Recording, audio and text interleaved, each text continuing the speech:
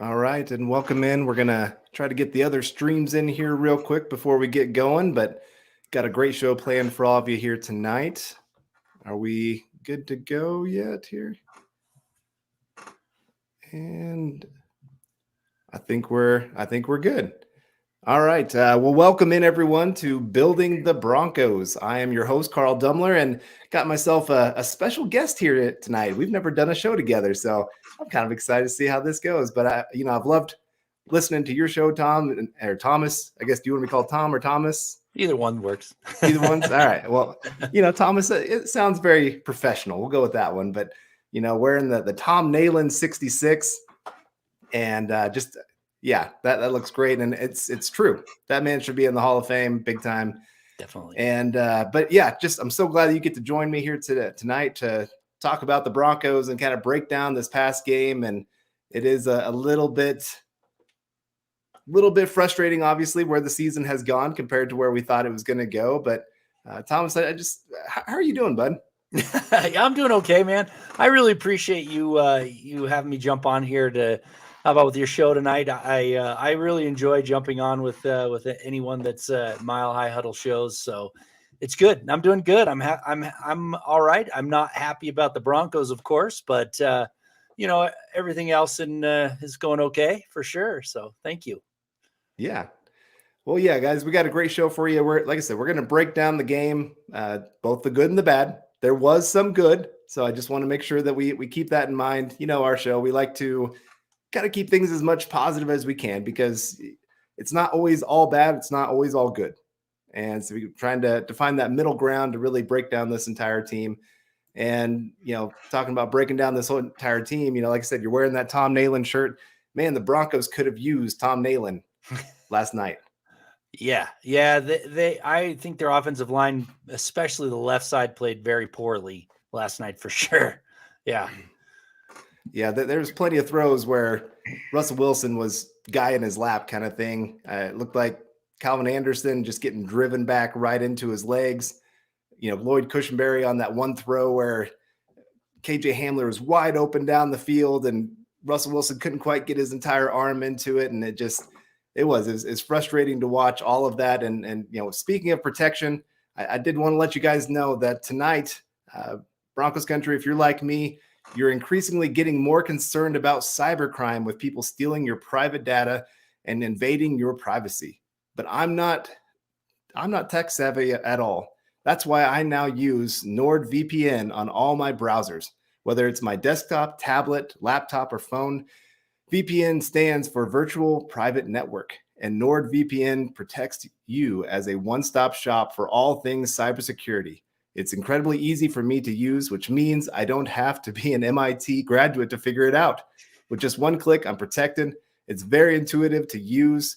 With my NordVPN account, I can have up to 6 devices protected. I no longer have to worry about hackers, malicious sites, and pop-ups. For the price of a single cup of coffee per month, I have a complete peace of mind knowing that my devices and data is protected. Plus, with NordVPN, I'm never a slave to media blackouts. I can switch my virtual location to a market that is showing the NFL game I want to watch, so I don't miss out and can watch the action live. Broncos country, grab your exclusive NordVPN deal by going to nordvpn.com/MHH to get a huge discount off your NordVPN plan, plus 4 months for free. It's completely risk-free with Nord's 30-day money-back guarantee. That's nordvpn.com/MHH to get 4 months free.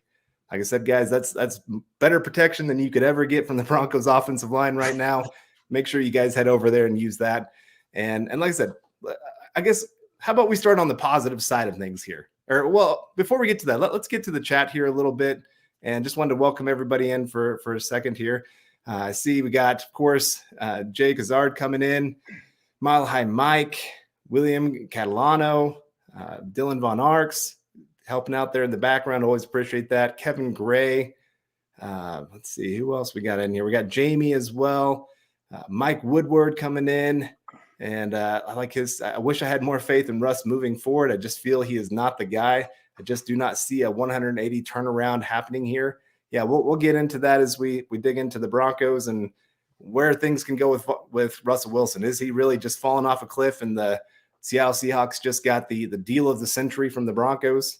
Well, I don't know. It's still early in the game here for us. We got Andy Schrant coming in as well.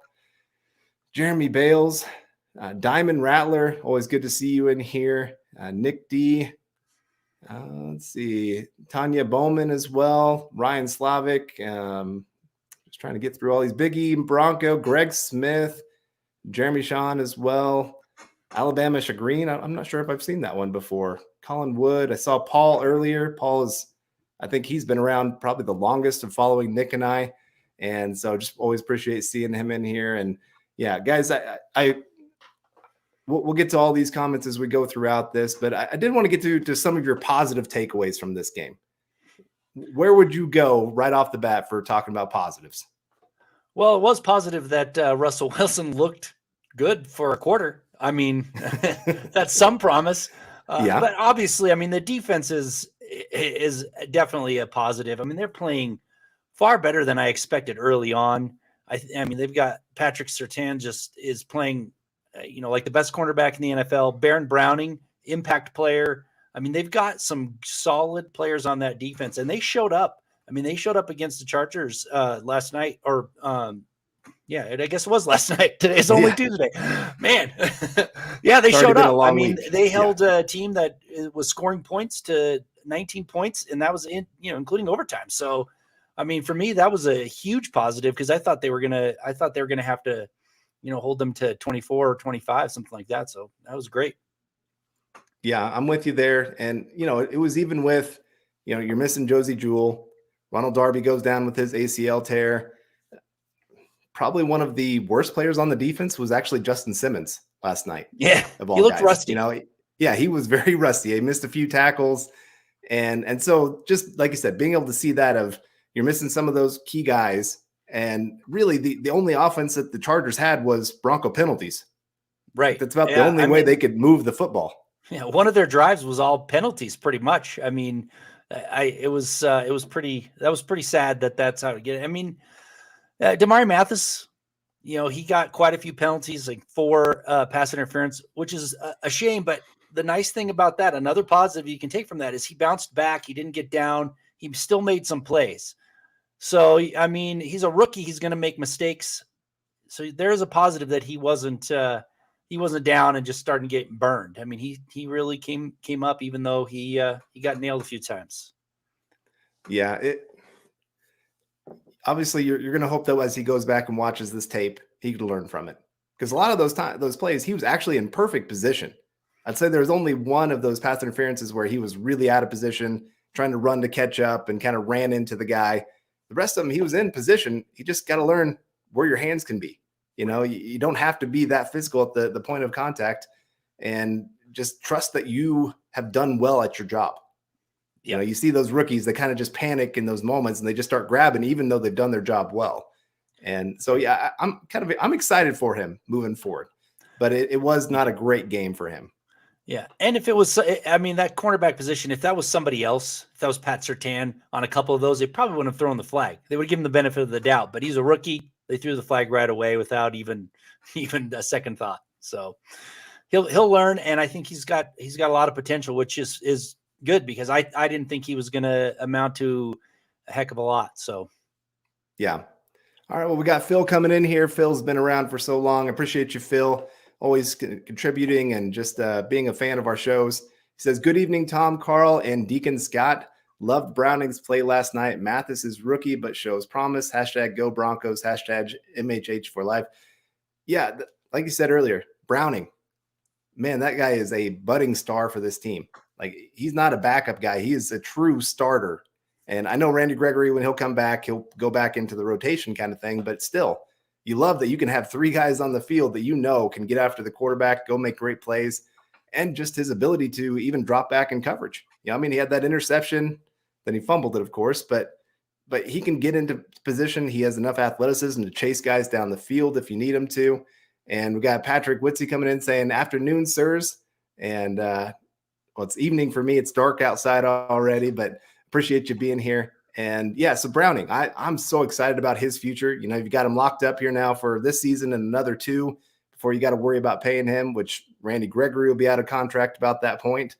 And then, of course, we don't know what's going to happen with Bradley Chubb, but it's nice that you at least have a young guy that you can build around for that edge rushing position. Absolutely. And frankly, he was the only one that made a true impact play last night. The defense was great, don't get me wrong.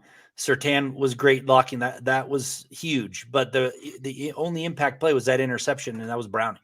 And they needed more of those to get a victory, and they only got one. So I can remember the announcers in overtime saying something about the defense is going to have to score if they want to win this game. Yeah. Because it just, especially that second half, the Chargers just figured out the Broncos offense. And, here we can get into a little bit of the negative side of things. The Broncos just pass protection. I mean, it was atrocious. You could tell that just guys were lost on the field with Bowles being gone. Like I said, that left tackle spot, whether it was Anderson or Fleming, both of them really struggled to really hold down. And then the middle interior guys, Cushenberry, not great in the run game again. Reisner was kind of up and down throughout the game. Miners, again, kind of a rusty guy coming off that injury. You saw him a couple times get drove back, where I haven't really seen that earlier in the preseason and that first game. And so it was just frustrating to watch that unit, and just every third down, what are the Chargers going to do? Oh, they're going to bring an extra guy and make them have to have perfect protection, and they're not going to be able to do it. Yeah. I'll tell you, I think they did a poor job for sure, but some of that also was on Russ. He's got to recognize the blitz, and I don't know if the offense just doesn't have that hot read coming out that he can throw too quickly or what, but there was a couple times where he needed to get rid of that ball quickly, and he couldn't do it. And sometimes they're just in your face so fast you can't, but he's got something is up. He's not reading the defense, but you can't put all the blame on the offensive line. However, a lot of it does have to, they should have, why weren't they running the ball more? Why were they just going out there slinging it constantly? Were they not able to open holes? I don't know. You got to, the running game is one of those things where you just got to keep at it and keep doing it. And they hardly ran the ball, and that helps your offensive line. So there's a lot of issues that are going on that are affecting the offensive line, but you're absolutely correct. Cushenberry has had a rough year for sure. So is Reisner. And now you've got either Calvin Anderson, who I thought was going to be a lot better than he is this year. He was on the bench for Fleming, which he was not handling Khalil Mack very well or something, because they benched him right away. So yeah, it kind of started bringing some flashbacks to when Schofield tried to block Khalil Mack back in 2015. Right. And I think he gave up like 4 sacks. Now, Anderson wasn't that bad, but you could still see he was getting driven back like crazy and just not up to par of what you needed in that moment. But we got KB82 coming in with a super chat saying they played Chubb and Gregory on one side a few times. Maybe they can do that and play Browning on the other side in obvious passing downs. They've done that some this year. They've had all 3 on the field, and like you said, put some of them there kind of on that interior spot, allowed them to do some twists and everything else to try to generate that pressure. That it's kind of where you're doing a fake blitz, where you're trying to get these extra little specialty things going on, and it's worked great. I think one of the biggest bright spots of the season has been Idro Evero as a coordinator. That guy has just been genius with that defense, knowing when to push the buttons, knowing how to use his players. It has been impressive what he's been able to do. Absolutely. And, you go back to when Wade Phillips was running the NASCAR set, when they, in the 2015, 2016 with 4 edge rushers going in along the line, and it was working. So they've got it. I think they're doing a great job. I don't think that they're, they need to change up a whole lot on defense. But the thing that boggles my mind here is you have a head coach that is in charge of the entire team, and everyone's blaming him, and he takes a lot of blame, but he hired 2 pretty solid 2 solid coordinators on the defensive side. And even though there was a mistake on the special team side, they have their side seemingly working. Mm-hmm. What is going on with the offensive side? That's the thing that is strange to me. other than the dumb penalties. And I mean, there are penalties that I don't mind, like in the play, like that face mask penalty. It happens, it's the heat of the moment, but the dumb penalties on the defense has got to stop. I mean, some of those were ridiculous. Yeah. We have Garth Knight coming in with a super chat saying, gentlemen, what do we know about Russell Wilson Russell Wilson's hamstring? Who we got on Sunday? Sounds like it's still being evaluated at this point. And he's day to day. So read into that what you want. I'm guessing he'll play. Yeah. Usually quarterbacks kind of tough through those things. Russell Wilson, he's not one that's missed a whole lot of games in his career. Last year came back from his finger injury, probably about 2 or 3 games too early, just because he wanted to play. Just that's the kind of guy he is. So I'm going to guess he's going to play.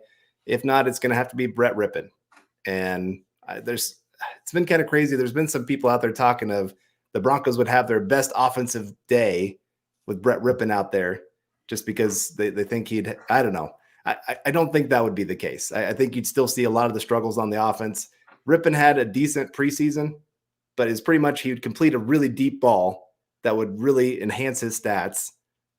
The rest of it was kind of just average. And so you see the big play, you see the big highlight, and you're like, oh my gosh, look at this guy. He's still there. There's a reason he's been either on the practice squad, third string guy, now backup. He's not going to be the guy that's going to supersede Russell Wilson here. Yeah. I mean, whether we like it or not, Russell Wilson is the guy for the next few years. So yep. If he's hurt, fine, you're going to have to put somebody else in, but we're going to watch Russell Wilson struggle through this until he figures it out if he does. I mean, but the Broncos are wedded to him for a few years. So instead of thinking about, we should get a new quarterback, do something else that can fix this offense. I mean, Russell Wilson obviously is struggling. Don't get me wrong. The entire offense is struggling.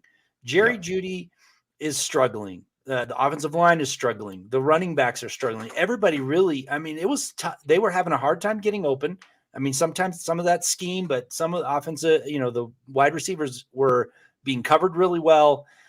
So there's a lot of issues, but unfortunately, I mean, even if Rippon does play pretty good due to injury, it's Russell Wilson. I mean, they're stuck with him. So Andrew Baker, thank you for coming in. Sup, Tom, Carl, Scott, and fam.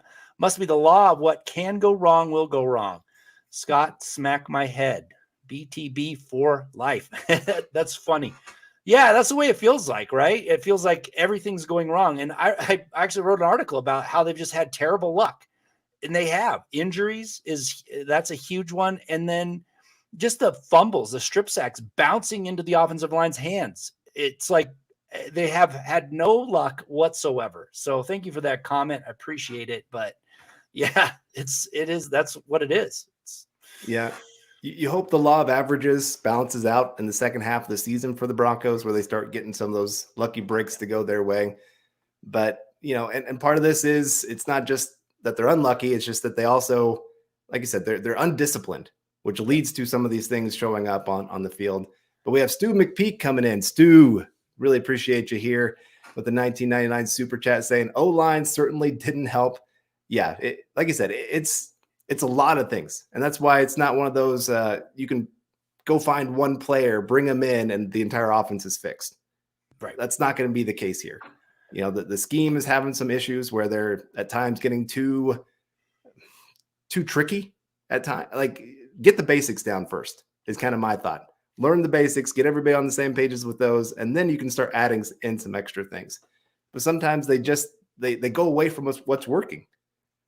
Yep. I think of those first couple drives for the Broncos, a lot of that was some short passes, kind of getting the ball, getting Russell Wilson into a rhythm. Well, they kind of went away from that in the second half. They were trying to get things down the field as much as possible, and it just wasn't working. And then O-line having their problems with the blitz, wide receivers dropping it. There's a couple times wide receivers running the wrong route.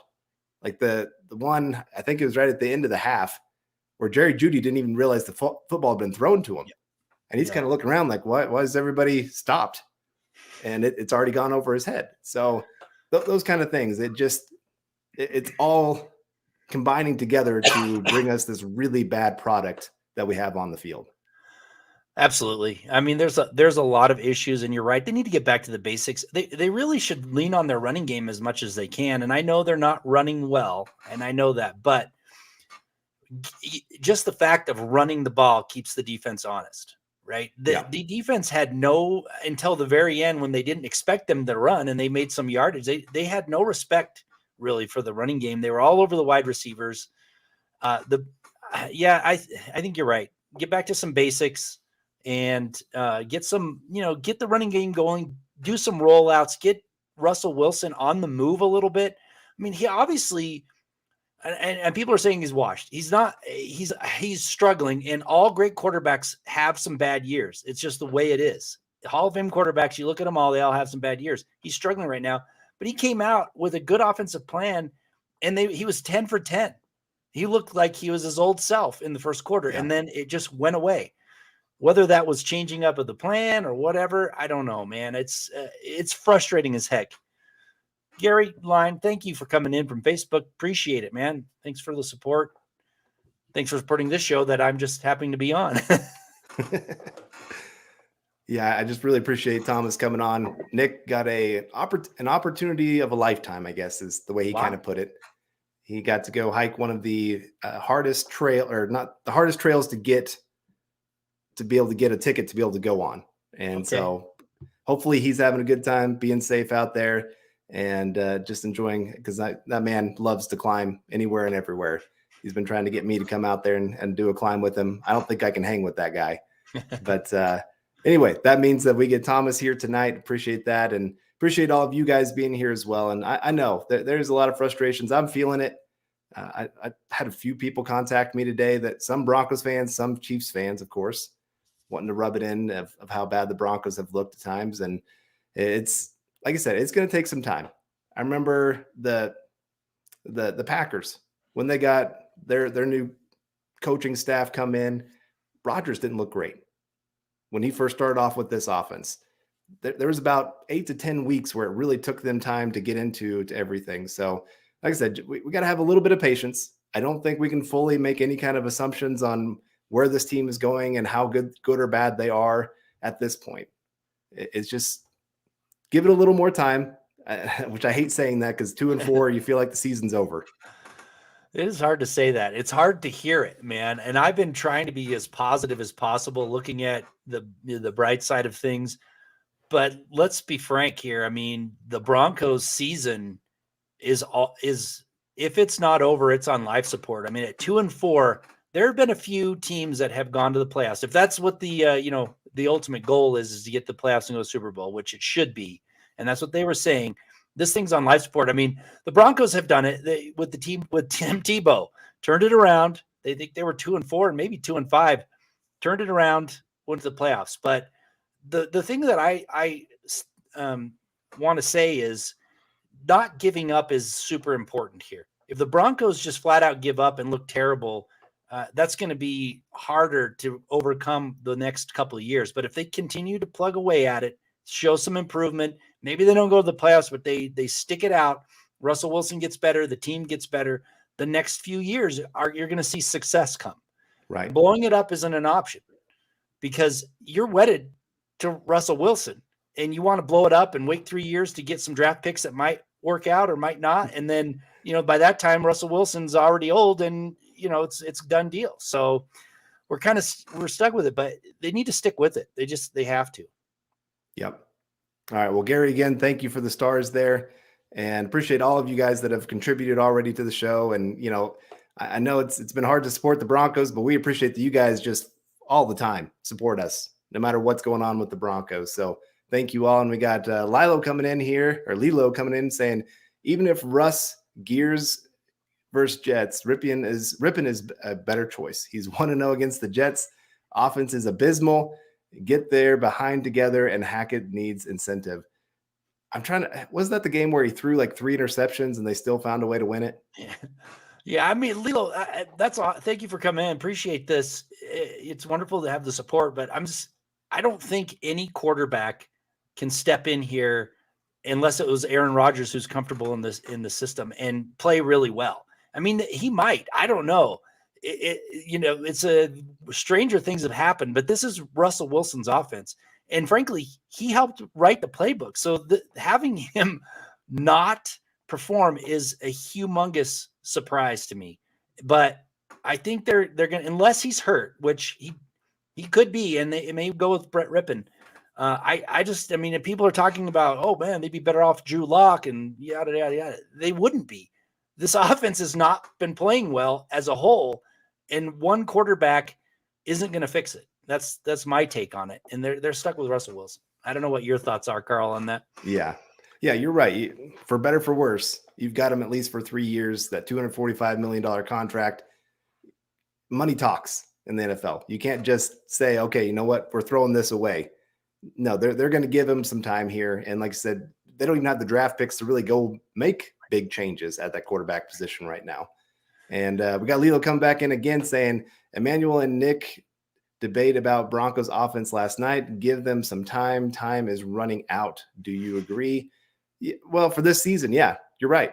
Unfortunately, in the NFL, you don't have this great time. You can't say, well, let's give it a few years and see what happens. It is. You got to perform now. And to me, if the Broncos can't get to 4-4 by the bye, that means they have to win their next 2 games. Yeah, this season is going to be really tough because that second half of the season, you got 2 games against the Chiefs. You got another Chargers game, another Raiders game. You got the Cardinals. I think you got the Rams. So a lot of tough games coming ahead. But yeah, they got to get their act together now. Yeah, time is running out for sure. I mean, 2-4, it's running out. There's no doubt about that. But just because you're struggling the first half of the year is not, you don't blow it up. You don't, go away from it. If you think that you can, you're going to stick with this offense. Maybe they won't. But I mean, they're stuck with Hackett. They're not going to fire him midseason, I don't think. So yeah, you just got to turn it around as best you can, see where it ends up, and just don't give up. Fix some of the mistakes that you're doing. Definitely. All right, we got Naj coming in saying, I think this storm of negative national media attention is crushing Russ and the team. Old teammates, NFL experts bashing him, etc. My hope is he can get away from this entourage and focus on himself and his teammates. Naj, really appreciate this 1999 super chat. And you're right. I mean, it's kind of crazy listening to this national media. And I mean, Russ he's one of the headlines of the NFL. He's a big personality. He's out there in all these commercials. He demanded this trade and all the hype coming into this season for the Broncos. Obviously, a lot of people had him as a top 10 team in the NFL. I was one of them. And so not living up to that. Yeah, you're seeing all these people kind of come out of the woodworks to bash on Russ. And I hope he can just shut this out. I think he is one that does pretty well of trying to kind of compartmentalize these different things and just focus on what he needs to focus. But really the team's it's going to be up to the team. They're going to have to rally together. The negative attention is going to be there. You can't take that away. The media is going to be the media. We're the media. We're out here talking about him right now, saying how frustrated we are with how this season has gone and how Russ has not been Russ and missing some wide open wide receivers, missing some easy throws, all those kind of things. He has plenty of blame for why this season has gone the way it has gone. And so he's going to have to live up to, hey, you just got paid $245 million. Live up to it now. Yeah. And that's now just coming back in. The last 2 losses have been about as brutal as I can remember in my life. And I've seen some pretty brutal losses, so I'm not going to put that up here. But the problem is the reason why they're brutal is because there was so much promise. Expectations were through the roof. But they've lost every game. Every game was within 1 score and less. Yep. I mean, they're losses. So they're not getting completely blown out, which would be the worst thing we could see. So, I mean, if you want to look at some positive, if they can figure it out even somewhat on the offense and they can score 24 points or 20 points instead of 16, they're probably going to start winning some games as long as their defense keeps playing the way it is. So, I mean, yeah, it is tough because of the promise, because of this.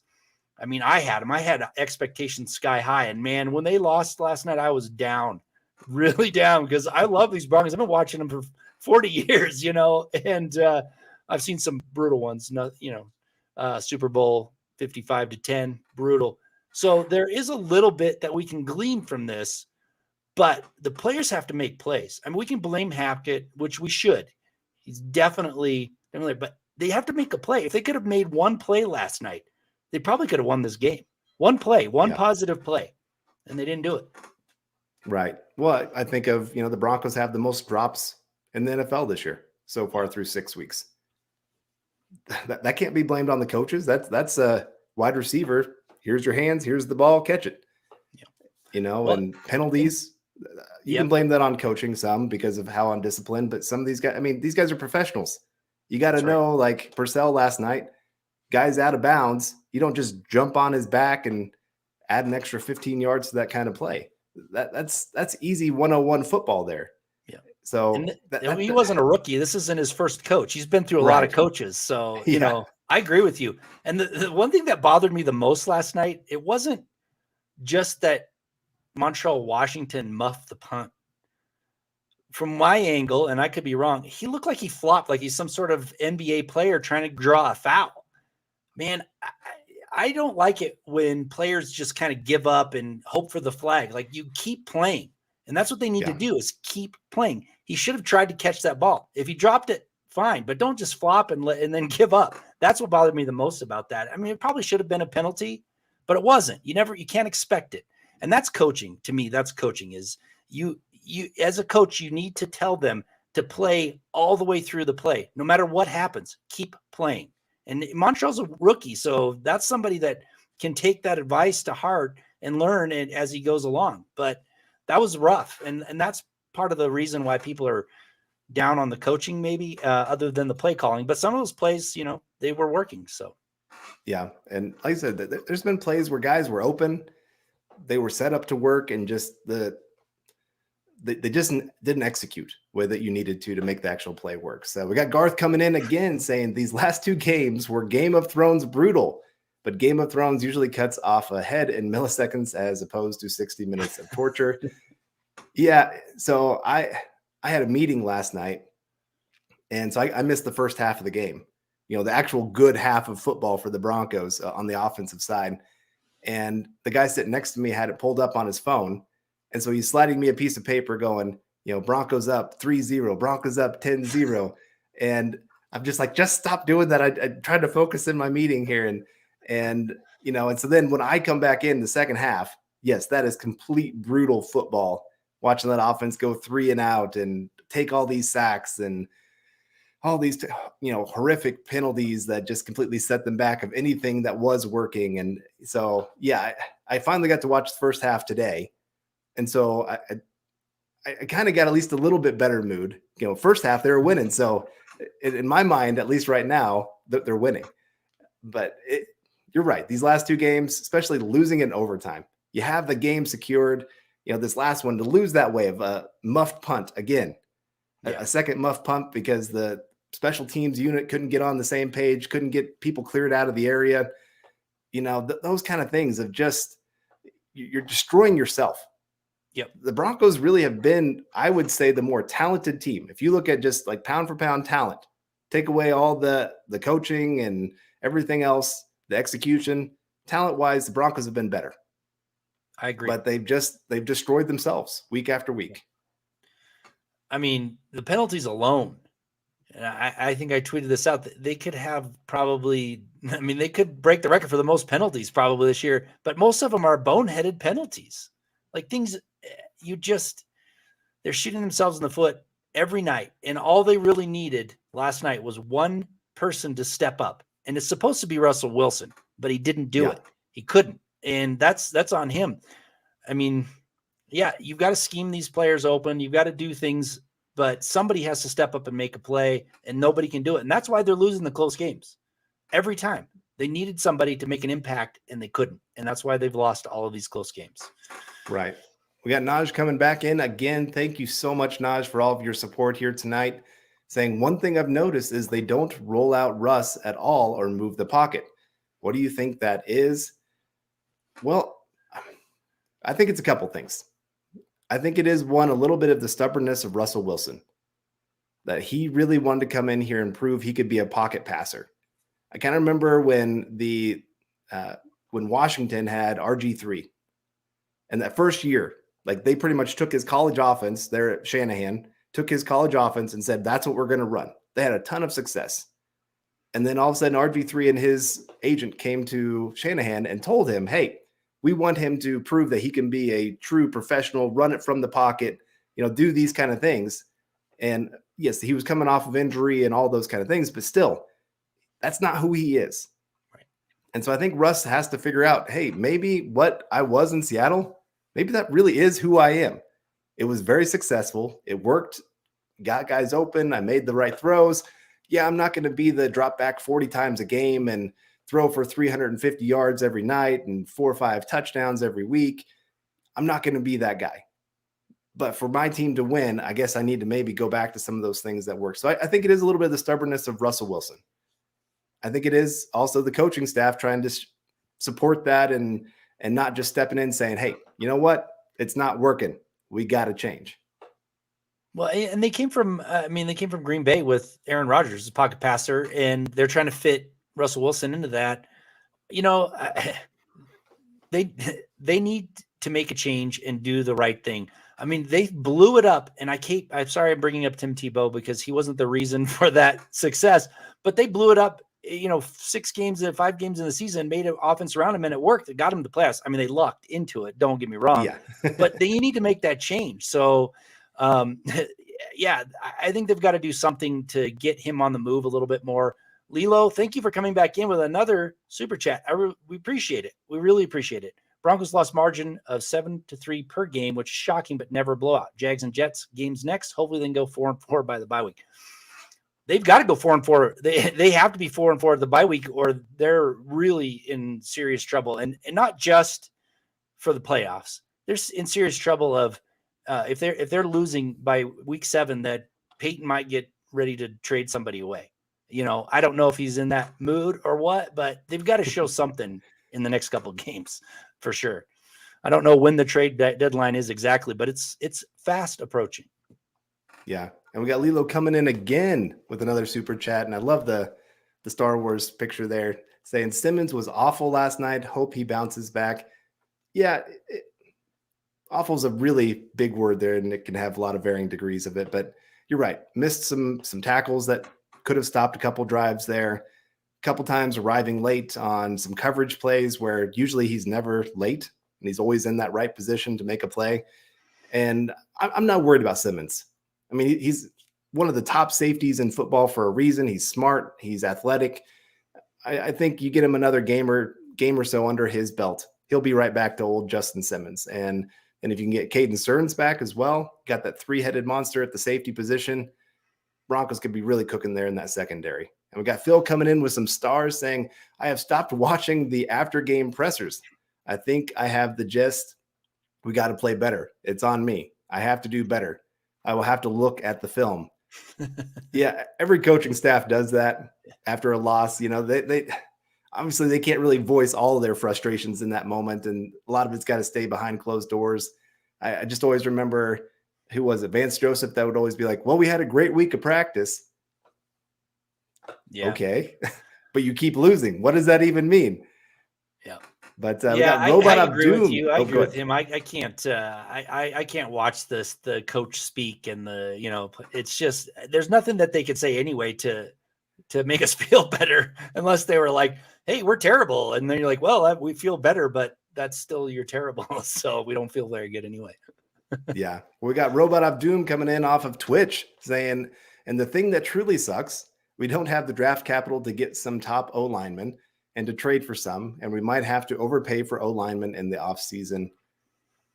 Unfortunately, that's kind of the situation the Broncos find themselves in. They do have some young pieces in place that could step into, we've seen it now with Baron Browning. Second year, really came in for the Broncos and has done well, found his position.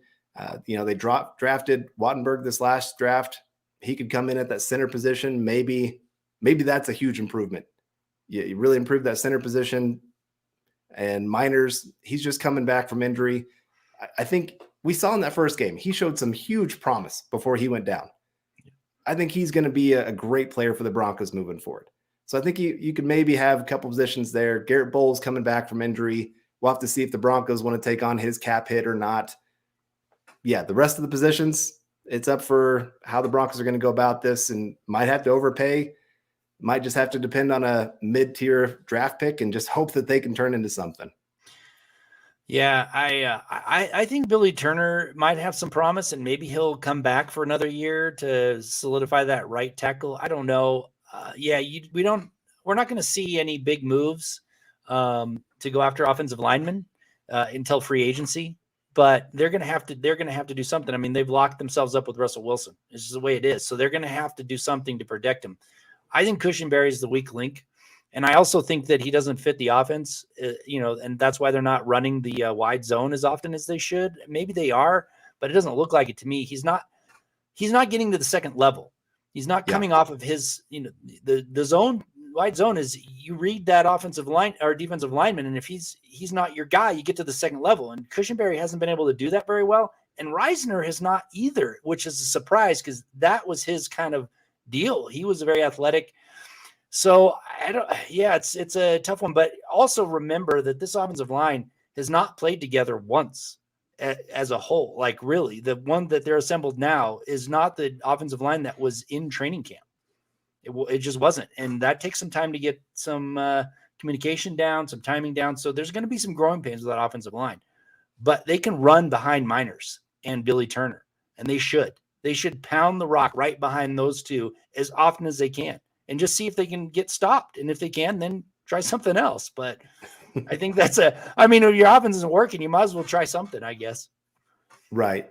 And, well, like you said, last night, they kind of started getting the run game going there at the end, getting a few nice runs going. And they had the one drive where they ran first and second down, and it was 3rd and 1. Of course, what do? They go to the pass then.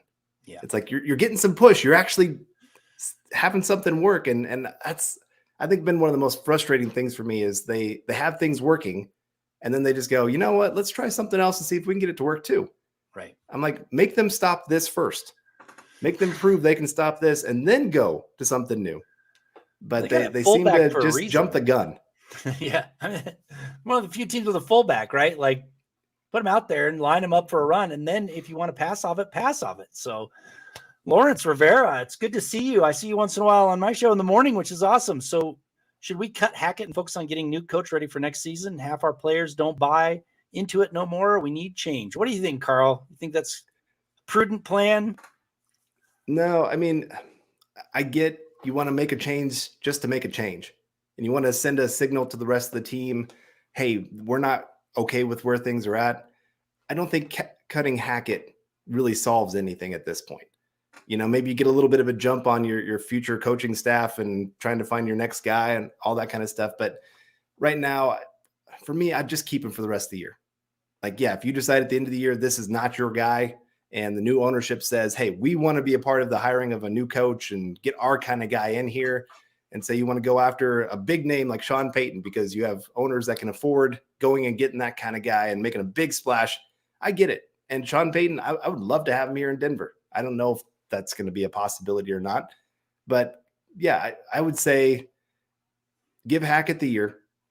If things don't turn around, go find your next coach. Go find yourself a veteran coach. Yeah, that's what you need. You've been taking all of these, young guys, first-time head coaches. I guess Vic Fangio wasn't young, but he's a first-time head coach. And it's proving that these guys, you have to go through the growing pains with them. Do you really want to do that when you've got Russell Wilson, who's got maybe a few more years of possibly great football in his arm? To me, go get that veteran guy, get that staff in place, and see what you can do. Yeah, I agree with you. There's nobody that really can replace him right now. I mean, it's a bunch of young coaches. Unless they fire him and say, Dom Capers, you can take over. He's the only really experienced head coach on the staff, so they're not going to bring somebody in mid-season that I can think of. I mean, maybe, but I doubt it. So yeah, you're either stuck with Hackett through the year, or you're going to try and bring Dom Capers from an advisor role into the head coaching job. Because I mean, the other guys are doing great, the coordinators, but if you throw more responsibility on them, they're going to probably struggle at their jobs as well. So, Tone Van. Yeah, sorry, I can't pronounce your name, but thank you for coming in from Facebook. It's awesome. Hello. Is it too late to go shopping through others' teams' practice squad for a better O-line? That's funny. Yeah, I don't think you're going to upgrade is the problem. I mean, if there's somebody on the and don't get me wrong, they're playing bad, but if they're on the practice squad, they didn't make the team on somebody else's team. Unless they're just stashing them there and nobody's going to know if they're any good or not. So it'd be a tough one, but they've got to do something. You're right. They have to do something. There was a rumor about a trade, but I think it was for a cornerback. If I saw on Twitter, I don't know if you saw, Carl, I think they were looking at maybe a cornerback, but no offensive line that I've seen. So I don't think they're kind of stuck with what they got. The name I'd heard was William Jackson III. Yeah, was one guy that they were maybe considering. But Albert Noper's coming in saying, hello, guys. Hello to you as well, and to your wife. Always appreciate seeing you on the shows, and hope you're doing well out there. It was great to see you at the meet and greet, getting to meet you guys, because I've seen your faces up there. To actually meet you in person, always good to see that. And, that's kind of the great reminder through all this is, as much as we are frustrated with the team, it's still great that we get to cheer for a team and have fans around us, have kind of this fan family through MHH. And so appreciate all of you out there for sticking with us and sticking with the Broncos. I know we've been through the lean years. These last 5 years have been the lean years. So I guess it's nothing new other than the only difference really, I think, for this year compared to the years past, we kind of expected it wasn't going to be great the last few years. This year with the high expectations, I think that's why it's hurting a lot more compared to years past. Yep. Absolutely. Yeah. And the thing of it is a lot of people that have been fans for a long time, they've not suffered through this. I mean, you got to go back to the 60s to have this long of a suffering. And that was pretty rough for those that were fans clear from the 60s. So, this is a rough time. And, and I'll say this, I do try to look on the bright side, and I have a hard time right after a game. I'm really, really down. But the Detroit Lions have only won one playoff game since 1957, I believe. So we could be part of the Lions franchise, and we're not. So there's there's a little bit of a bright side to look on. So hopefully they can turn it around, and hopefully they can do it in this season, enough to give us promise for next season is what I'm hoping. Yeah. There, like you said, we've talked about it. There's some nice individual pieces on this team. And if you get the right coaching staff in place, and maybe they do have it, and we're just going to see them go through these growing pains and they figure it out eventually, and everybody starts clicking and we move forward, and we're kind of laughing about this time. We'll see. We could have had the opposite, where it was like Josh McDaniels, where the team started 6-0 and everybody thought, oh, look at the genius the Broncos got. And oh my gosh. Yeah, it's been a nightmare, obviously, for him as a head coach since. And we got Phil coming in again saying, looking ahead to our next win, how do you guys think we line up against the Jets? I think pretty good. I mean, the Jets are, again, they're another young team. They're going through the growing pains as well. Of one week they can look great, the next week they can look like the worst team in football. With a young quarterback at the helm, he can go out there and light it up, and he's kind of got that attitude of I'm great. I know I'm great. And sometimes it works where he can fit it into a tight window, and you got to kind of have a little bit of that attitude as a quarterback. But then you're also going to have those games where you have 3 or 4 interceptions. And so the Broncos got to hope that they can maybe take advantage of some of those times. And they do have the players to really have a big turnover game. I think they've got 7 or 8 turnovers on the season by the defense. And really, they should have had 7 more with all those forced fumbles. Yeah. So, I think if the ball bounces right, the Broncos could get some of those short fields. Offense, again, they had some plays that were clicking early on. They just got to figure out, how do we keep going? How do we keep building on this? Yeah, I mean, the Jets are dangerous. I mean, they obviously can win. They've won some games which were a surprise. So, I mean, I think the Broncos, personnel-wise, if you look at just personnel, they probably line up just fine with them. But, when you've got a swagger to you, things are clicking, they've got a good head coach, it's not going to be a pushover game that we thought it would be when we were looking at the schedule earlier in the year. So the Broncos are going to have to make plays, plain and simple. And if the offense can't do it, the defense is going to, like you said, they're going to have to create turnovers. And that's the only way that they're going to survive. Yeah, well, we got Ernie Mays coming in here, one of the legends around here, saying, hello, Thomas and Carl, go Broncos. Hello to you, Ernie, and always appreciate seeing you on the shows. And usually it's one of the first comments always when we first started all these live shows. So we got Garth coming in as well with the super chat saying, I'm glad I caught this MHH stream. Tom and Carl, keep things cool. Glad you two were here for this. Yeah, I feel like we have been a little more negative than I wanted to be for this show. But it is hard to see this team 2-4 and losing these very winnable games. Like I said, it's been close. One play difference here or there, and this team could be, they could be 6-0. Yeah. Every one of these games, they've been right there in it, and just a couple things didn't break their way. So they're close. They're close to being right there with some really good teams. And that's the thing about losing these games that they lost. I mean, the team could actually be 0-6 as well. And that's what I keep saying. The difference between good teams and mediocre teams is somebody steps up and makes a play, whether it be a turnover or whether the quarterback gets hot or a receiver finds his way open and gets a pass. That's the difference. In the NFL, the margin of error is very small, and the Broncos have been on the wrong side of that too many times. So even though they've lost, they need to find something. And I don't know. I don't even know how to explain it. Somebody has to take control of this offense and make something happen. Stop complaining on the sidelines. I mean, we saw Jerry Jeudy complaining to Melvin Gordon. I give Melvin Gordon credit. He was just sitting there and not saying anything. So I give him some credit for that, but you can't be complaining on the sidelines unless you were, you had 150 yards and you're like, oh, I did great and everybody else stunk. I mean, somebody's got to step up here. It has to be Russell Wilson, but if not, somebody else has to find a way to make a play.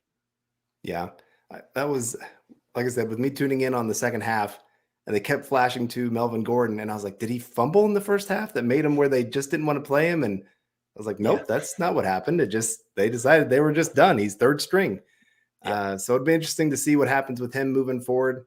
Is he going to get traded? Are they going to have a meeting where they kind of have the meeting of the heads and see that they can come to a conclusion that he should be out there on the field? I don't know. Well, we'll have to see how that plays out. And it kind of stinks to, again, have that kind of promise of, hey, he's going to be that 1-2 punch for the running game.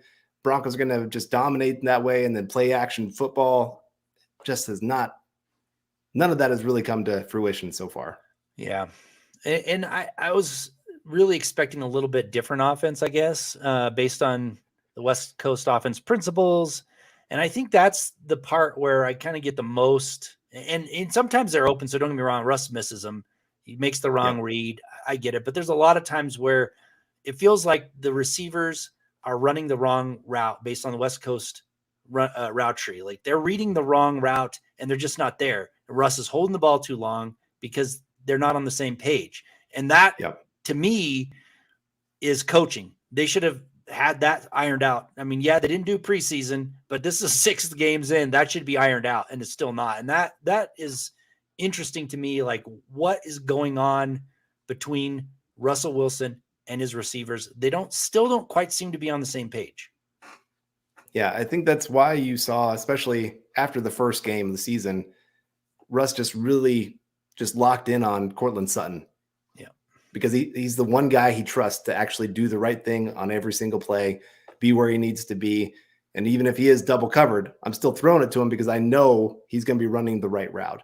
And like I said earlier, Jerry Jeudy, there's a couple times where you saw Russ was trying to find him, but he was running the wrong route from what Russ thought he was going to run.